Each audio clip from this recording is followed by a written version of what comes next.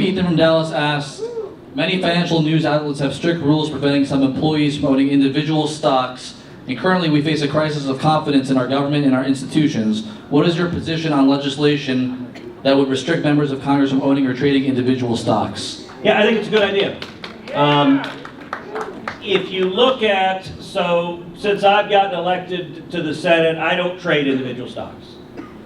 We've got the bulk of our money in mutual funds or else some stocks, single stocks that we've just held for 10 years and we don't buy or sell them. I do think there is a risk of members of Congress with inside information profiting off of it, and I think it's a disturbing risk. Nancy Pelosi is a great example. You see so I think there are several proposals that are bouncing around Congress. I would support a restriction on trading stocks because I think it makes sense. I don't know whether it will pass. I'll give you sort of a related idea and kind of an odd bedfellow story.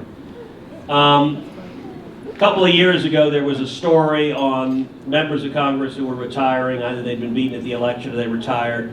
And if I remember right, 2/3 of them had become lobbyists. And AOC tweeted that we should ban former members of Congress from becoming lobbyists. And I, in turn, retweeted AOC. And I said, I agree. And actually, I've been campaigning on this. If you go back to 2016, I was advocating nationally that former members of Congress should be banned from becoming lobbyists. And it was this sort of bizarre bipartisan moment,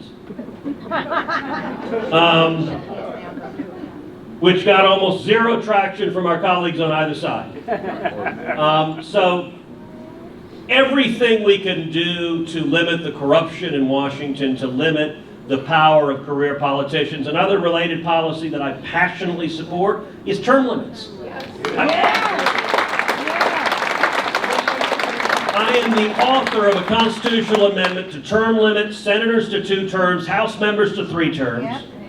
80% of Americans support it. Over 2/3 of Republicans support it. Over 2/3 of independents support it. Over 2/3 of Democrats support it. You know who doesn't support it? Career politicians in Washington, in both parties. Actually, all the Democrats oppose it, every single one of them. And the Republicans that have been there forever do too.